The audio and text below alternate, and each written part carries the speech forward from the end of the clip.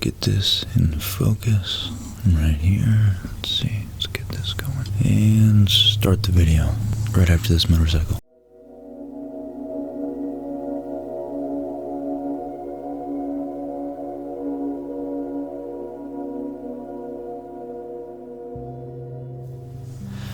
How's everybody? Today's going to be more of a meta video. Maybe some ASMR might occur within it. It's all subjective though. ASMR is an entirely subjective phenomenon. It's not like dropping this extremely sweet gift that I got and gravity takes over and we can mathematically determine the laws. ASMR is a sense of the opposite of anxiety, whether you want to call that safety, security, relief, relaxation, calming auras, just a friendly personality. Mr. Rogers is one I don't often talk about. Looking forward to that Tom Hanks movie. That's going to be cool. Today, I'm going to be diving into all the things that I haven't done in the past.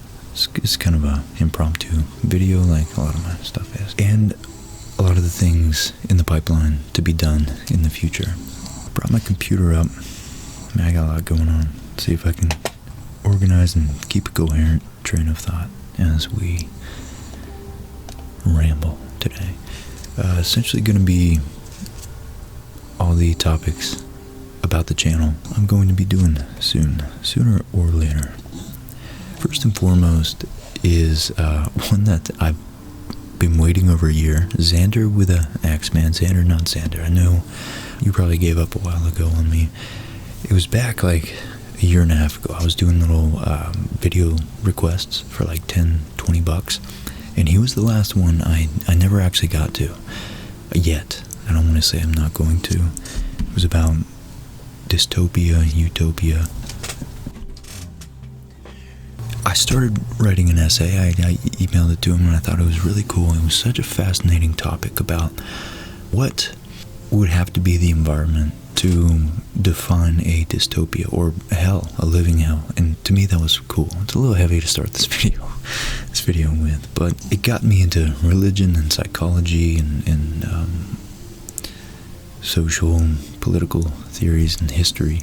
And that's kind of where I'm at right now. I'm just learning as much history as I can, because as I wrote the essay, in a nutshell, and it was kind of cramped while I was writing in there, it was so interesting to me that I couldn't finish it knowing how ignorant I was about history and philosophy and all this. So that is first and foremost. I just want to get that out of the way. That is going to be definitely occurring in 2020, appropriately, I guess, having the vision to avoid dystopia. Okay, so Xander, an apology for having your request over a year late. And surfboard in the background. Aiden, if you're watching this, that's another one I'd like to get to. That wasn't a paid request. And I'm not, just to clarify, I'm not taking those anymore. Because I find that when it's obligatory, I just lose interest. I want to do it from the heart, and I'm fortunate enough to have enough of you guys watching me ramble throughout my journey of finding out, that's the theory of the channel at least, as much as I can about topics I'm personally interested in. Elena, first of all, I gotta stop saying that because it's no longer the first. Elena, I wanted to respond to quickly. Made a point in one of my older videos, which one was it now, about me rambling and essentially, it's gonna get meta real quick because it was about how I tend to go off the cuff and, you know, I'm not articulate enough. I talk about things I don't have a deep understanding about, and so I tend to get lost in my own lack of mastery of terminology. And I'm a jack of many trades in training, and I'm a master of very few. Okay. Oh. That's why. That's because YouTube Studio automatically filters your comments by the ones you haven't got to yet. Yeah. What's funny is love philosophy and astronomy, and also love ASMR. It was on my Basics of Astronomy video, and I tend to, when I'm talking about subjects like that I'm interested in, I tend to try to take all, the history, religion, philosophy, psychology, science, physics, astronomy, and in my mind, I can't help, and I gotta get better at this. That's why I'm trying to write scripts, to stay more on topic. But I tend to, ramble like I'm doing now, and connect ideas very much off the cuff.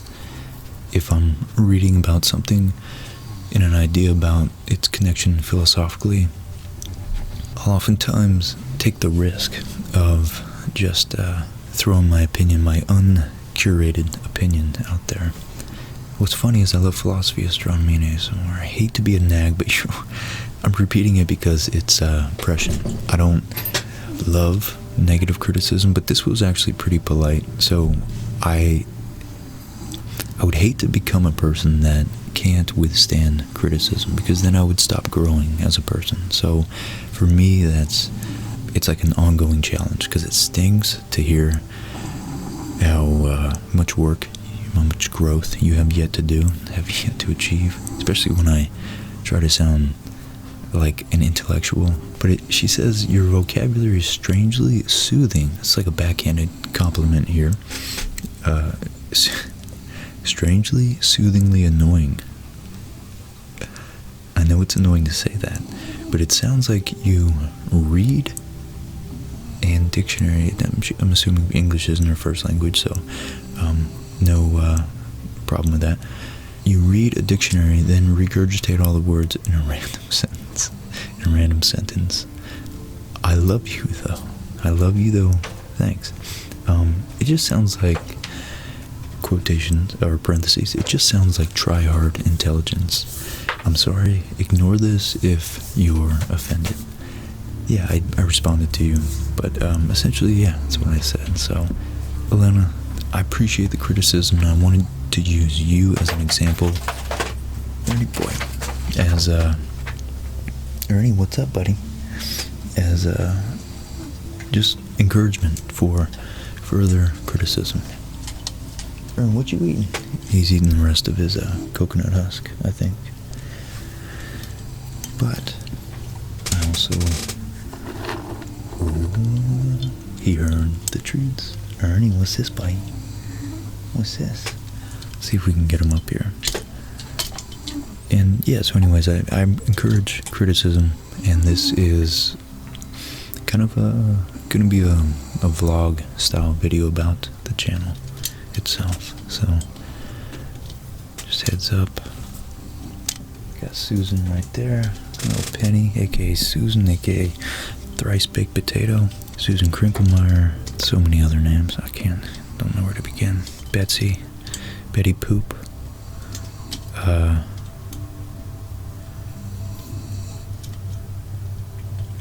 so many. Ernie, come here, buddy. Come up here. Come here, bud. And then, oh yeah, I don't want to forget our newest addition.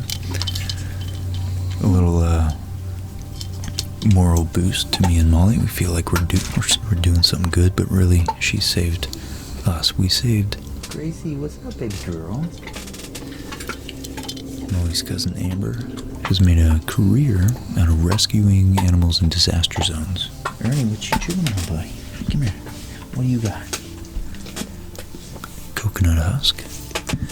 Throw that away, replace it with a bone. What you got? Come here. Up here. Come here. Come here. Say hi, everybody. Say hi. Okay. You here? Gentle. Good boy.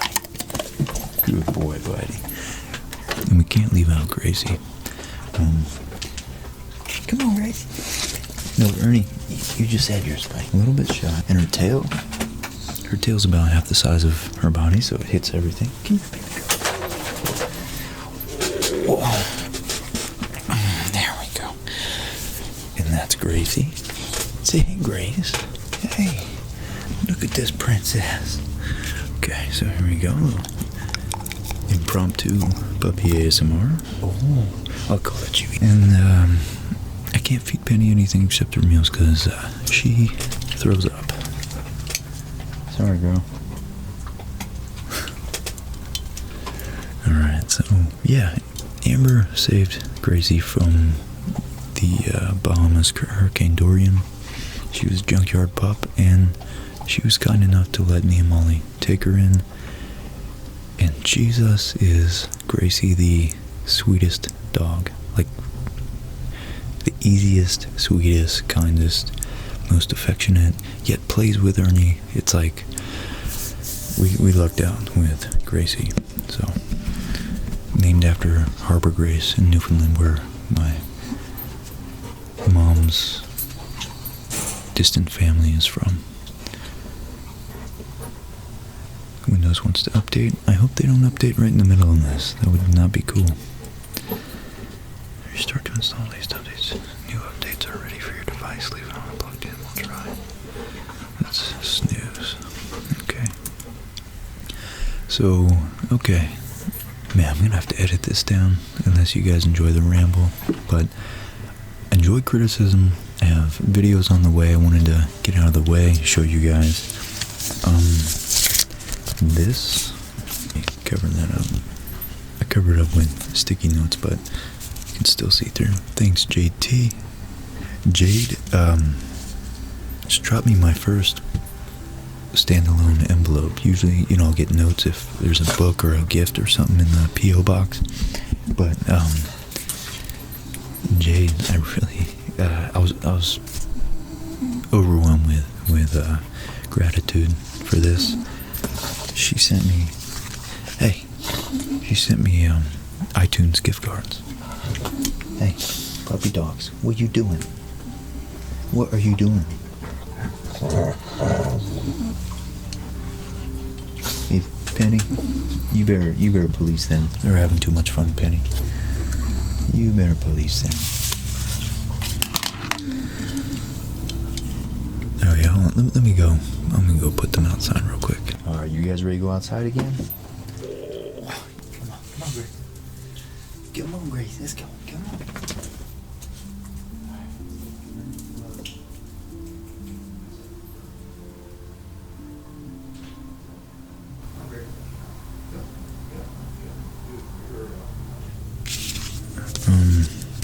So anyways, Jade, puppies are out. It's a little bit slightly quieter. Jade sent me a postcard.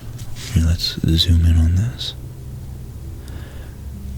Yeah, I was using this brand new iPhone. We got the fisheye lens.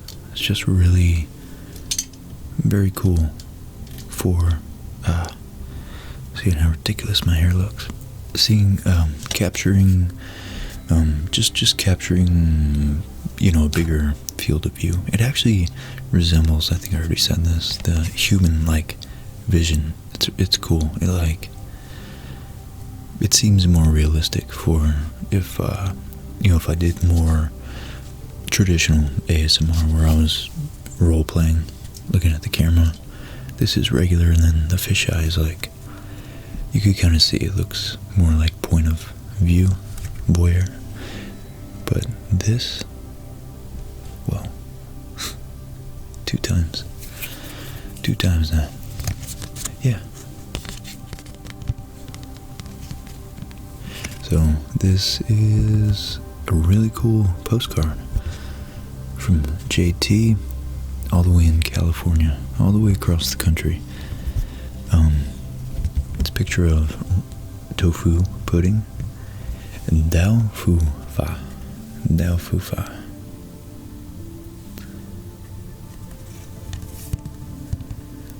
Which I've never actually had, so to me that was pretty cool. And I love Chinese handwriting,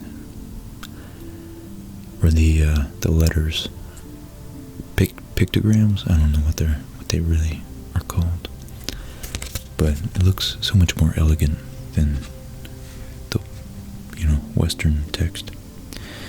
It says, tofu pudding itself is served hot or cold with brown sugar or syrup. Tofu pudding is soft and creamy. There you go. Buy some tofu pudding. Hi Rich, I really appreciate the work that you do, and I'm glad and grateful for the community you've fostered. Keep being curious and open. Thank you. Best regards, Jade. That was really, really sweet of you, Jade. And she hooked us up with, I'll probably, most likely, this is far enough into the video, Molly won't see this. So most likely maybe I'll give Molly one for Christmas. Don't tell anybody. Shh. Yeah. 2 Apple gift cards. That was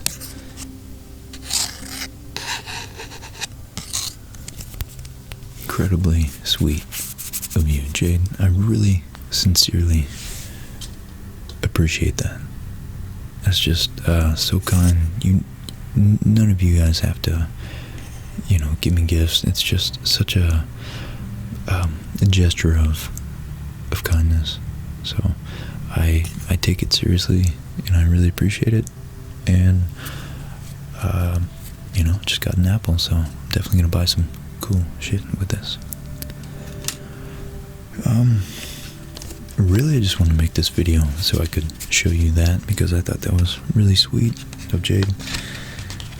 So, actually, you know what? I'm going to use this as a place to put all my Amazon, all my other thank you letters I get. That would actually be a good idea.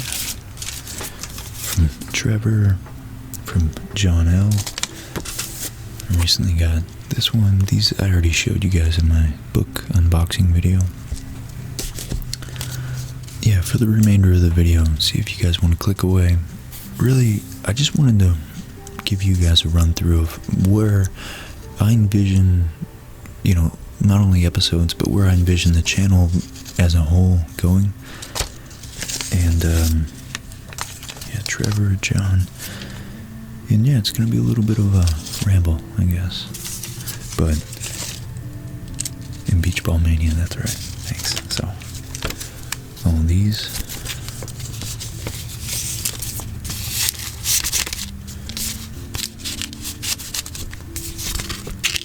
Going right in there. Perfect. Alright, so that's toned down a little bit. That fan gets really loud. By the way, don't ever buy an Asus computer. Asus. They're terrible. I'm so disappointed in this one. So I had a ton of, I got a whole bag here of items I was just going to use for little videos, but I'm getting into more, I think I want to just pursue, less ASMR. Hopefully I still invoke the essence of ASMR, but in more like what I've focused on in a lecture format, or sort of like a less in your face, less dramatic version of channels like Knowing Better, or the Tube Veritasium, and what's the other guy who works with Linus Tech Tips? The engineer dude. But anyways, there's a ton of channels. Fire of Learning. Man, there's so many educational YouTube channels out there, but not so many of them, most of them try to fit into the standard, very dramatic, very loud, energetic YouTube niche, or I guess I'm in the niche looking out. And yeah, I really appreciate when scripts are written, curated, information's delivered very efficiently, unlike this video, of course. So yeah, like for example, here, a little list of, upcoming episodes I intend to do. And I mean, I've been working on this. Man, this autofocus seems legit. It's like a nice fade. The hokusai. So I drew the wave maybe 3 months ago. It took me like 2 hours, so maybe the video will be about an hour, hour and a half. And I don't think I brought any books in here, but I've been researching a lot about this guy Hokusai. He was late 17th century, 18th century, early 19th century, famous landscape painter in Japan, in societal, cultural. He was a figure towards the end of his life. He was well known.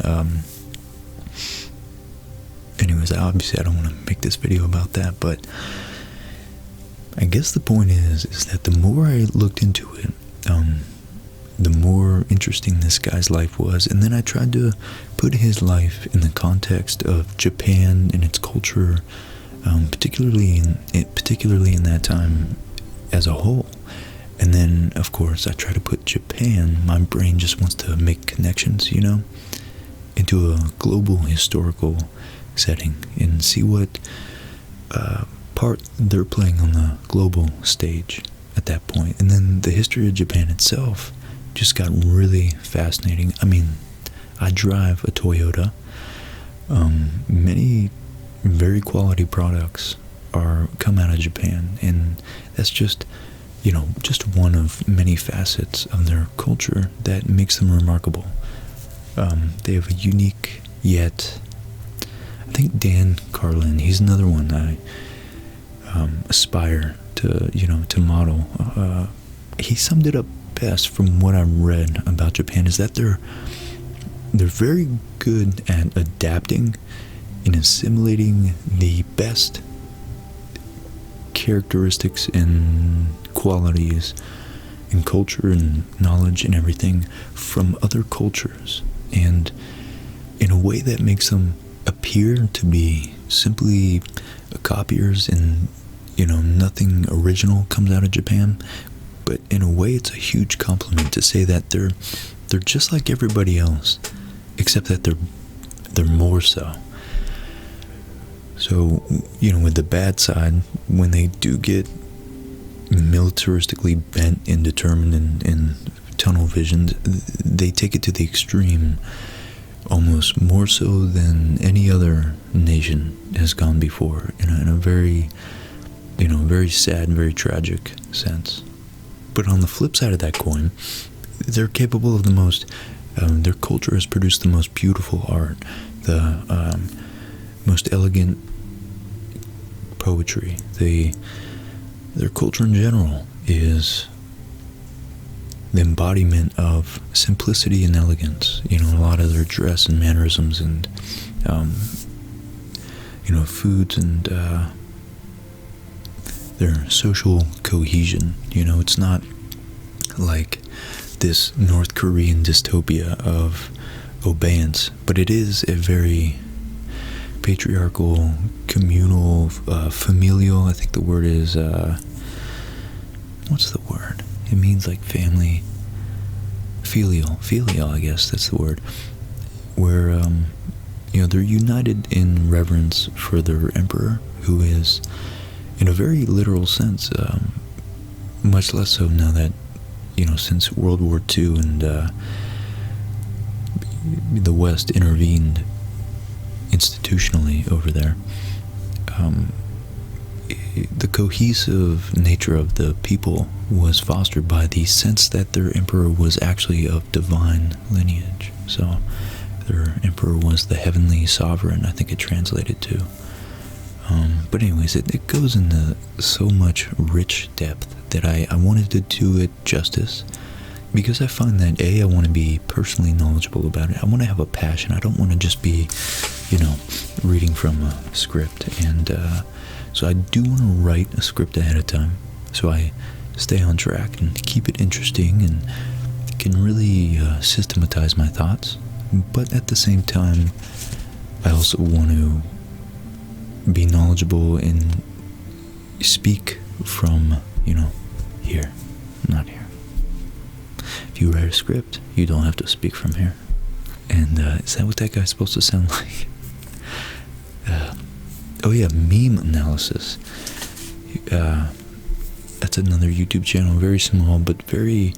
I just found him, I think through Reddit, on the Carl Jung subreddit, but he's this very knowledgeable, very insightful, who taking archaic look at a modern phenomenon known as, meme, just memes, meme culture, whatever you want to say.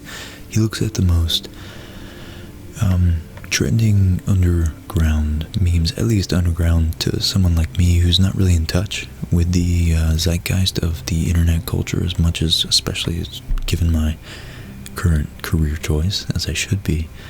And so in a way, it's a way to tap into that culture in a very interesting, fascinating way. He connects memes to what they might mean for the collective unconscious, in the sense of what it means and what it says about culture in general, especially in an increasingly global culture, even though it's dominated by, what we watch. If it's in English, it's going to be centered around America in a lot of ways, not necessarily always, but it still is a very insightful look, I think, into the collective psyche. So there's that. I just want to give him a shout out because I might be doing a collaboration on top of, philosophy. And this guy borders the line between philosophy and psychology. This I just found for free. It was in the discard bin. It's the inspiration for the TV series, I guess Netflix. I haven't watched it yet. My sister-in-law recommended it to me, and I might actually just give her this for Christmas. Don't tell her. I'm leaving a lot of secrets with you guys today. Yeah, those are all the topics. What else do we have? Lord of the Rings. Most of you know, I had a poll about what topics I should cover soon. Ernie. Sorry, I had to go tell Ernie to pipe down. I forgot where it was. Lord of the Rings, my poll, I guess. The poll that I set up on YouTube. Lord of the Rings, by far, won the poll. And the reason I put it on there is because I found... I had planned on doing like a drawing, sort of like with Hokusai, where I draw something and then talk about the historical context of it. I was going to draw Middle Earth. I got, maybe get the fisheye going for this one. So,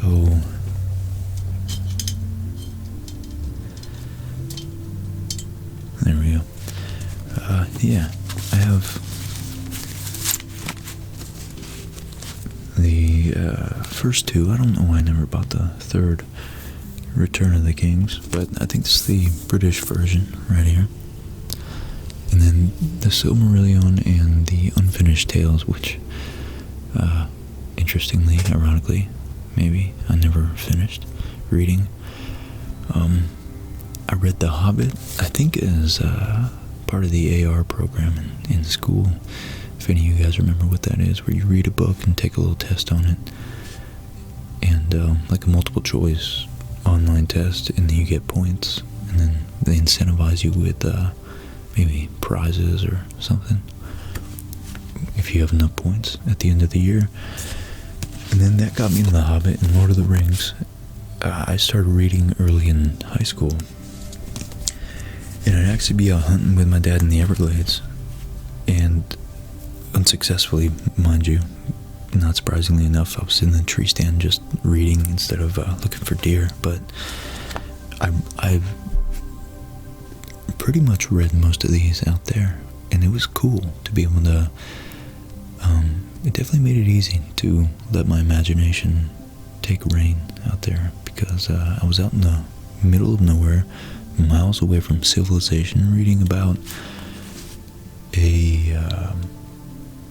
this fantasy land written by a very knowledgeable historian and philologist. I don't know what you'd call him. He was a scholar of ancient texts and myths and works, and so it connected me to mythology in a really deep way, and so again, that's another one where I wanted to really do my homework and pay proper homage to Mr. Tolkien right here. So J.R. Tolkien, interestingly enough, ties in with this guy, Nietzsche, who was a sort of student, in the sense of his mentor was, one of his mentors was the famous composer Richard Wagner, or Richard Wagner in English. And let's see, I mean, this is a biography on Nietzsche's life. One chapter here is called Redemption Through Art, and he thought that in a serious way he liked Wagner, who one of his plays, one of his most famous, what would you call them, plays, operas, something like that, they're more revolved around the music, and then I think they are about dialogue. It was called The Ring, and it was, I think, a huge influence for this book, or these series of books. In a big way, it was about power being wielded and consolidated in a physical ring, and it was tied into this huge mythology and about the passing of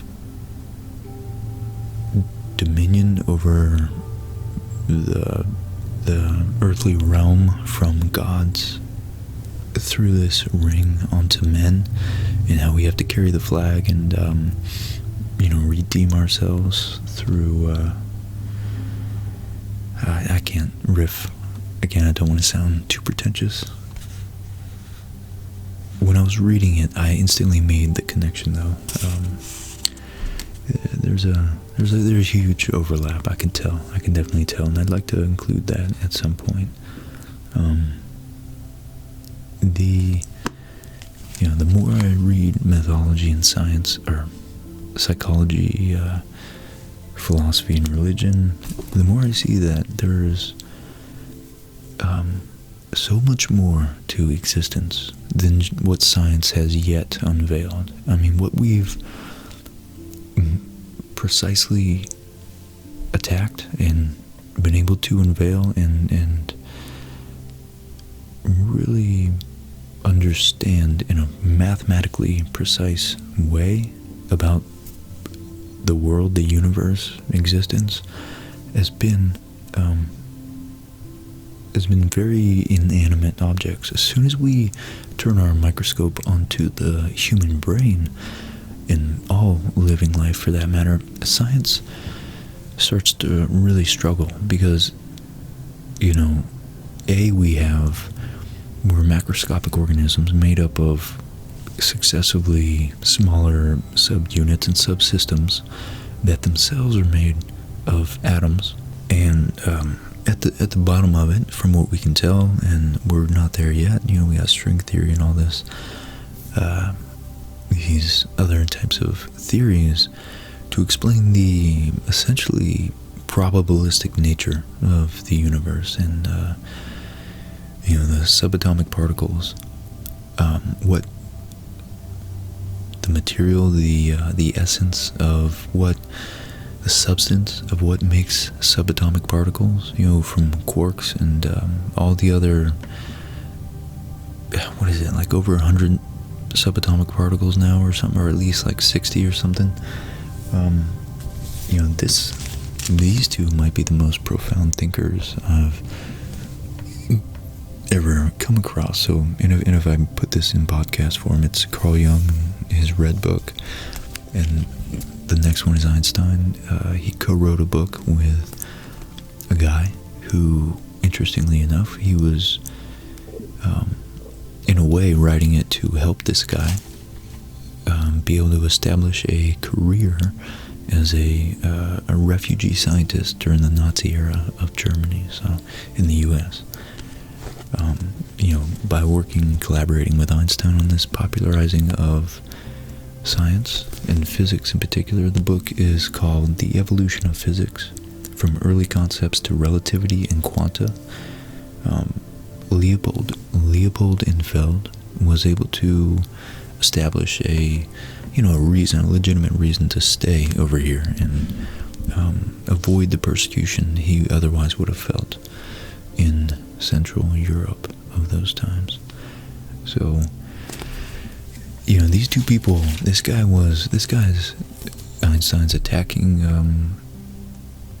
the underlying concepts of all physics. Light is pervasive throughout. Everything is defined. So many things are relative to light in physics. Light speed is apparently the ultimate speed limit of the universe. Nothing can go faster, as far as we can tell right now. Even the effects of gravity are limited to the speed of light. That's why you always hear if the sun were to just disappear, in some thought experiment, it would take 8 minutes or however long light takes to travel that 93 million miles to Earth. For us to feel it in, instead of orbit, just shoot out in gravitationally unconstrained straight line, according to the, laws of momentum. This guy was tackling the deepest non-biological issues, yet at the same time, Einstein was tapping into some underlying philosophical concepts of what it means to, what does time mean? If everything's relative, if,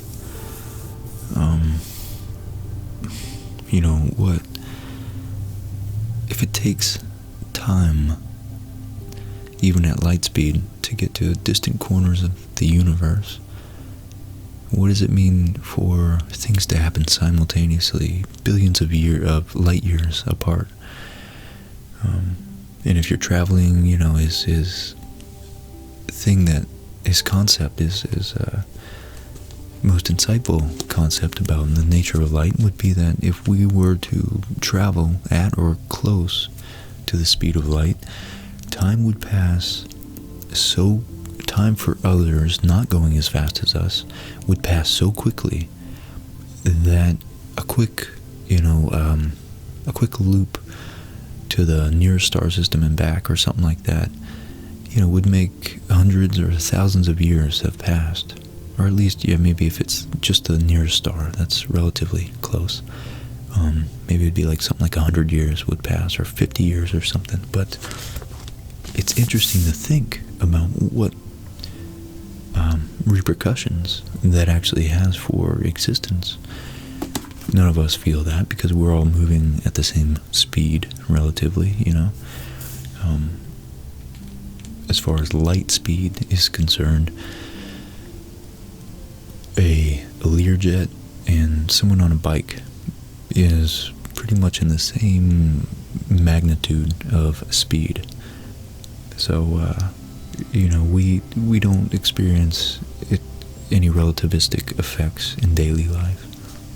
And even astronauts going 17,000 miles an hour in the ISS, the International Space Station, orbiting the Earth, I don't think, experience any effects of relativity. And then on the other end, or maybe it's on the, circular, going back to the ring, the ends just connect like a snake eating its own tail, which is a huge mythological trope, by the way.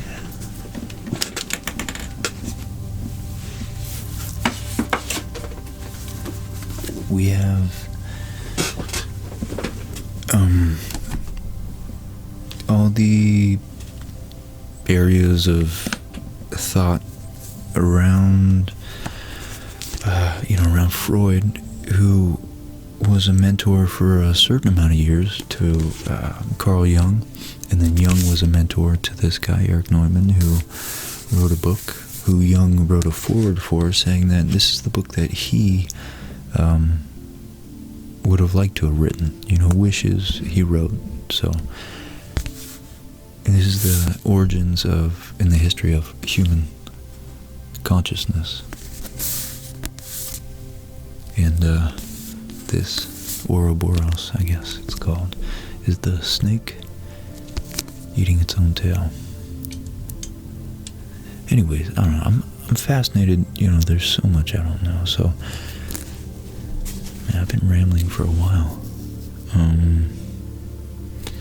Anyways, guys, I'm gonna be, so Carl Jung, yeah, this guy this thing he didn't even publish in his lifetime. I've talked about it before, but he wrote it. This was essentially a intimate, a diary of what he called active imagination, which was waking, invoking visuals and a dreamlike state in a waking conscious condition. So this book is fascinating, and that's kind of where I wanted to tie it in, I guess, with meme analysis. That guy knows a lot about alchemy and just mythology and religion and psychology in particular. So it's this guy, and of course I found out about Jung through Jordan Peterson. So again, I'll reiterate it for anybody who might be triggered at the sound of that guy's name. This guy is impressive. Jordan Peterson is, he's, whatever you want to say about him, he's a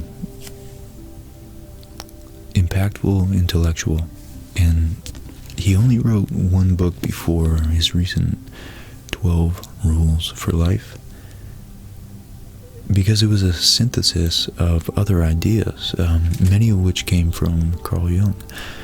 But he is trying to synthesize, I would say that he's trying to merge, not merge, but rectify the differences between religion and science, which is,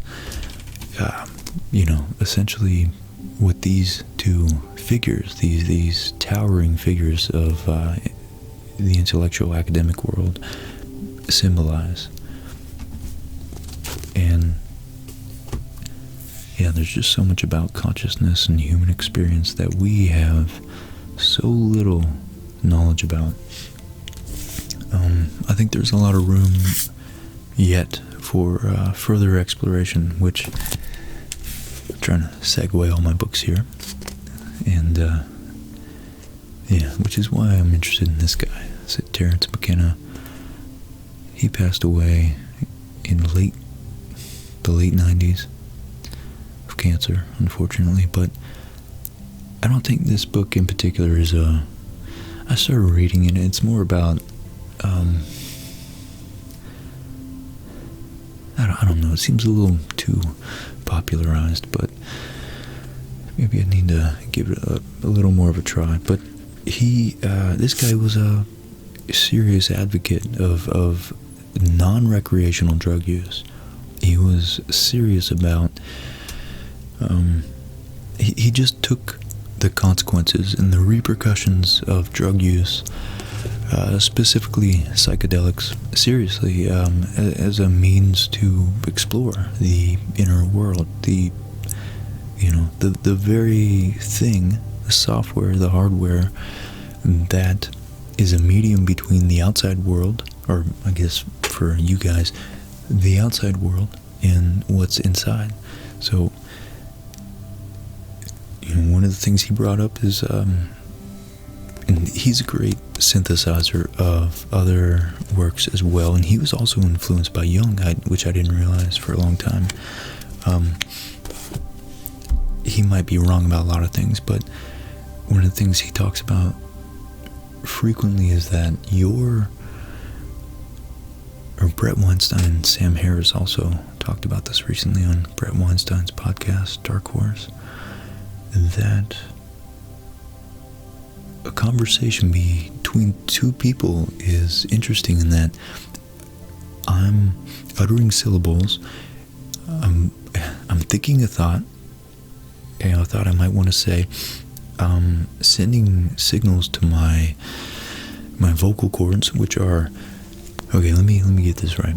In conjunction with me breathing out air, respiring it, and constricting the, vibrating my particular muscles in my vocal cords to make particular oscillations in pitches and frequency change, which is traveling across through the room, whoever's in listening distance. It's ultimately vibrating a membrane, which then translates more vibrations through that membrane into a fluid-filled area with tiny, very, very tiny bones, the tiniest in your body, in fact, and a bunch of hairs that are inside the fluid that are extremely sensitive, unless your hearing's going, and that translate physical, like a transducer almost. They translate physical movements, or mechanical movements, I guess you might say, into neurological signals that then enter your brain. So me talking right now, and in this case it's coming out of your phone's speaker, that's just the physical process of me communicating to you.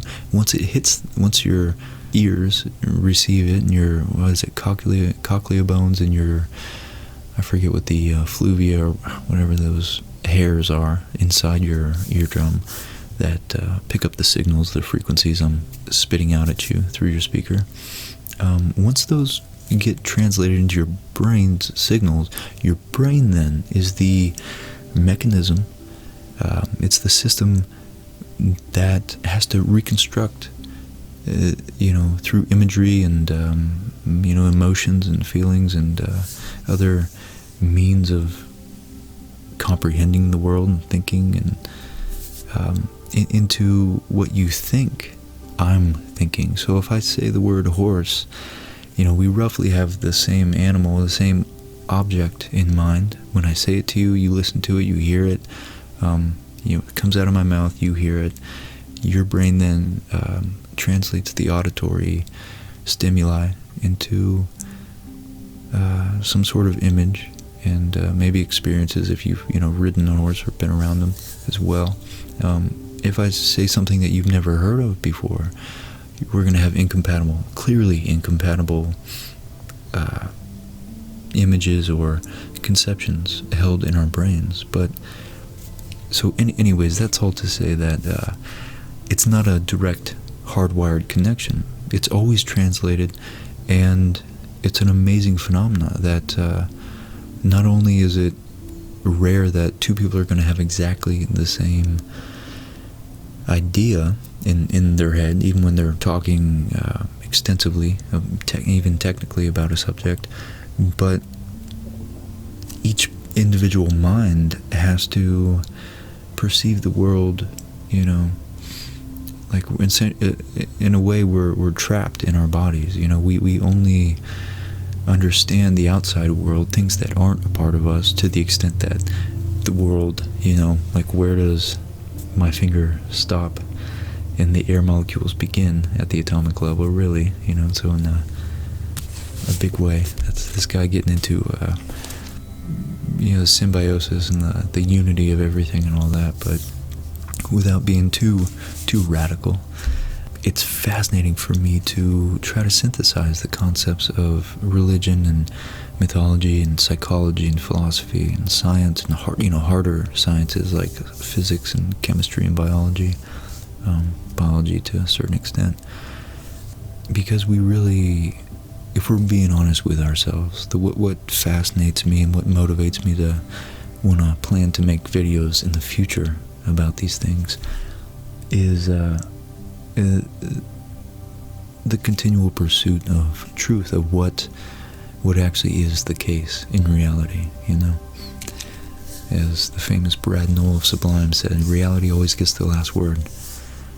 I know the real world always gets the last word, so that's why I try and kick reality. Kick it. Try to hang with it. Try to exist with reality. That's why Nipsey Hussle, I gotta segue into this because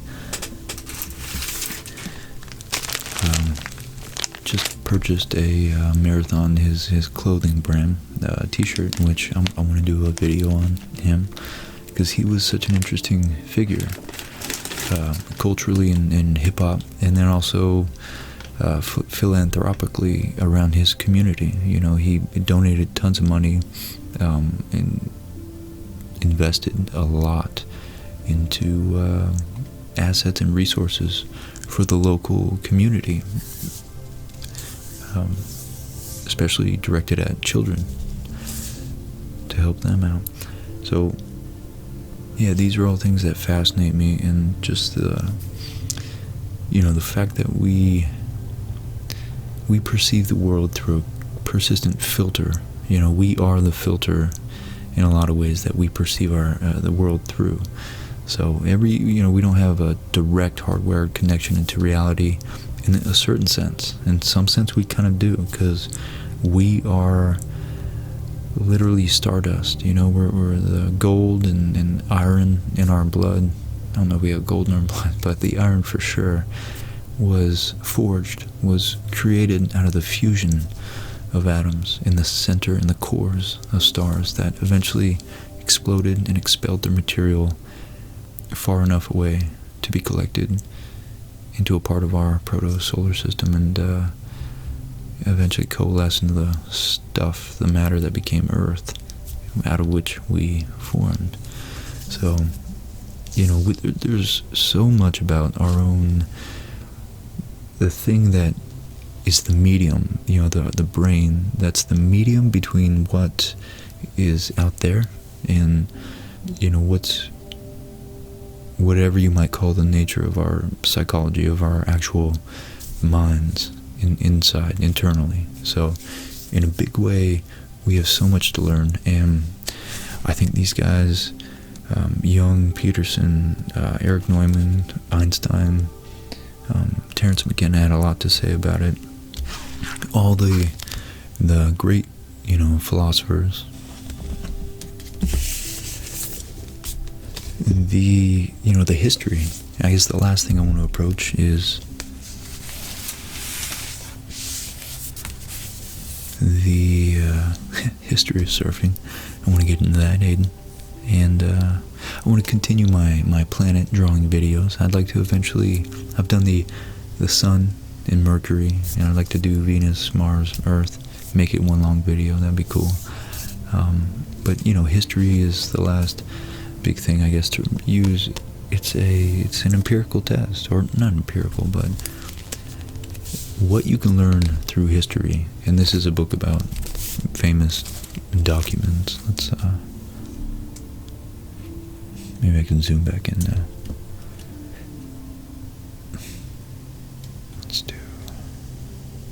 There we go. This is a book about famous documents: Magna Carta, Independence, Diary of Anne Frank, Dead Sea Scrolls. I'd love to do a video about that. The Kyoto Protocol, Treaty of Versailles, the Bible. This is going to be a good template, at least for me, to reference and project off of. It explains so much about our human nature, and not just individuals, because we're so social at our core. We're like a herring or a bird or a fish that's very group oriented, that ripped away from its flock or school wouldn't last too long in the exposed to the raw nature. And one of the big things about, one of the insightful things I like about Maps of Meaning, from the little bit I've read, is that Peterson makes really reiterates again and again nature of humanity, one of the hallmarks of us, is the way we perceive the world is not objects out there just existing and floating in the void, but it's in terms of how we can use the world or dangers that we might have to avoid. So that's why imagery and the earliest explanations of the stars and everything in mythological terms was revolved around predatory or powerful animals, very significant animals in some certain way, because the first pass approximation of novel items, of unknown foreign objects we've yet to encounter, has to be formulated in terms of things that we're already familiar with. So snakes are very relevant, and they come up a lot. We still talk about them. You hear rappers talking about snakes in the grass all the time, and it's a very common thing to call a deceitful individual a snake, because snakes are very stealthy and silent. They don't walk, and they're cold, and they're poisonous, and obviously has biblical undertones, Christian undertones, and it's very insightful that our environment isn't the landscape, the geological terrain, so much as it's actually the social network that we grow up within.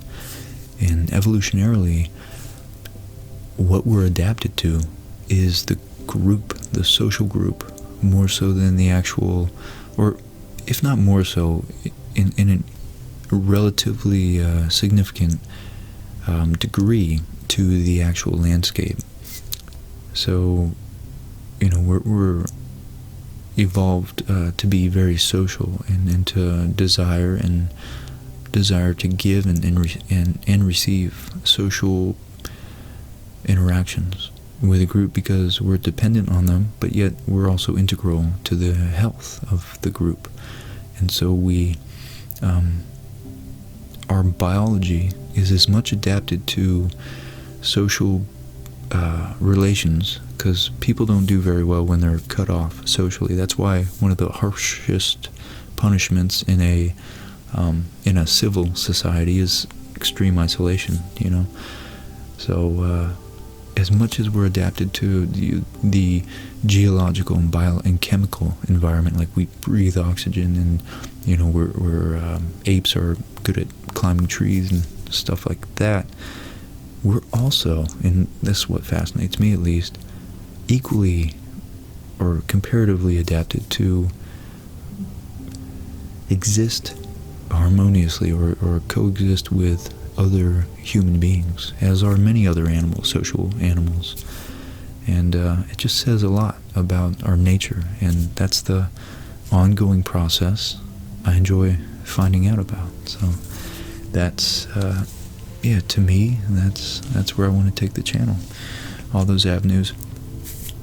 Historically, the religious, truths that, the things we can glean off of religion, all the multi-layer truths that are embedded in religious stories, not just Christianity, all over the world, not the Judeo-Christian Islamic tradition, but also Buddhism and I don't know, all the other East Asian, African, South American, Native American religions as well.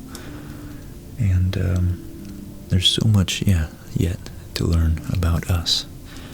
I don't like learning things just for the sake of knowing a fact. I like when it applies to my life. That's why I love it so much. That's why I love psychology so much, is what I meant to say. Yeah, and I want to do more physics proper, because physics isn't as, in the sense of like maybe distant things like astronomy, isn't as immediately applicable as I'm talking about me enjoying learning things that are applicable and pragmatic to my existence. And if I can use it, I'm more prone to learn from areas that I can apply to my life, but astronomy in particular it's like cluing us into the nature of a reality outside ourselves. So as much as I love exploring the inner world and the psychology of that, I also really, really enjoy. I got these books way over here. Learning about science. This is a general guide to science, by the way. I had one right here. Here we go. The Encyclopedia of Astronomy, right there. So, yeah, I enjoy learning about astronomy as well, because it's, in a big way, it's going to clue us into the nature of the larger universe. So, I for sure don't believe that we're the only intelligent beings out there. I mean, we could be. We definitely could be, but the science and astronomy books, this book is cool. Again, it's another place to jumping off point. It's a nice blueprint for the history of astronomy and what we currently know. The nucleosynthesis in stars. I wanted to do an episode on star birth, which I will eventually do. Black holes, neutron stars, black holes, all the more exotic stellar phenomena I do want to approach, want to learn about. What else was I getting at? Oh, math. Check out my friend Decaf Math's math channel, Math ASMR channel, if you guys are interested in that. Math in bite-sized chunks is kind of a overview of all the concepts in more basic general math, because I know math gets extremely esoteric, but from algorithms to to calculus to binary types, and I think it touches on some statistics as well, and constants. That's the word I was looking for, like E and pi, stuff like that. It's on the cover. Yeah, so I started the video talking about how I'm pretty self-conscious, conscious about sticking my neck out there and talking about things I know very little about, but it's just because that's A, the concept of the channel, and B, I'm always learning. I'm always in the process of learning and open to ridicule, or not ridicule. I prefer not to be ridiculed, but I'd open to criticism. So if you guys have any constructive criticism about the channel or about the topics and how I convey them or what I talk about, really anything, I enjoy the comments, and I try to interact with as much as I can, as many as I can, and I think that's about it. I had other things I wanted to show you. Oh yeah, I had a bag of some old school video games as well. Oh, GoldenEye right there, Super Mario 64. I was gonna do just a show and tell of those at some point.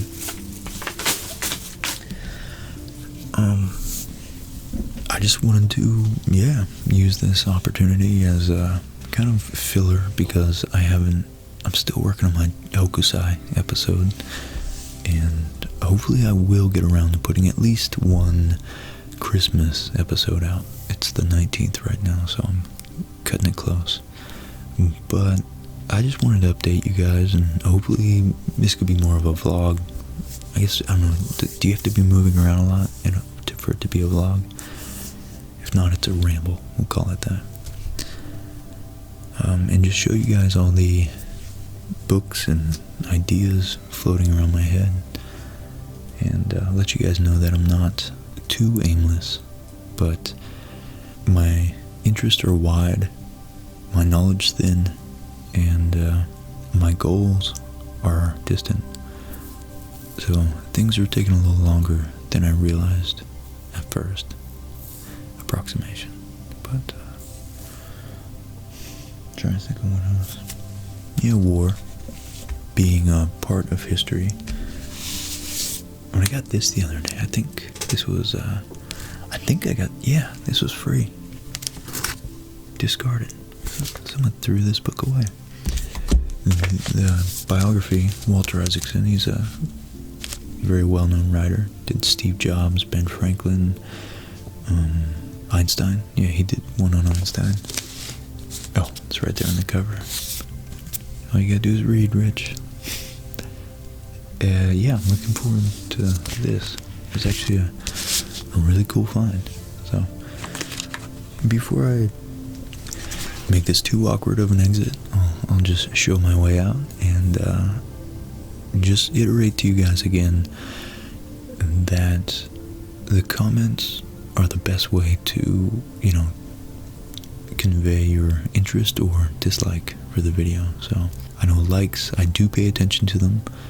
I'm sure subs, comments, and likes, they help the algorithm make my videos more popular, but I pay attention to the likes because it does indicate how you guys like it. So if you like the ramble, or if you just want to, encourage the direction my channel's going, give it a like, and subscribe if you haven't, if you enjoy this, or maybe I scared you off and you just unsub, that's fine too. And then comment. Lastly, commenting is the best way, and for me it's fun to interact with you guys. Obviously that's really the only way to interact with you guys, but I look forward to the comments. I love reading them, and I love engaging with you guys when you have sincere criticisms, or you just want to talk about something that you're interested in, relevant to my video. So it's fun, and hopefully it works both ways too. So I highly encourage you guys to comment and let me know what you think about the video. And I'm gonna be, got a lot to explore in the coming days, months, years. We're gonna be talking about a lot. So happy holidays if you guys are watching this within the next few days, and if you're not, I wish you nothing but the best. I'll leave it at that. Take care, guys. See you next time. Bye.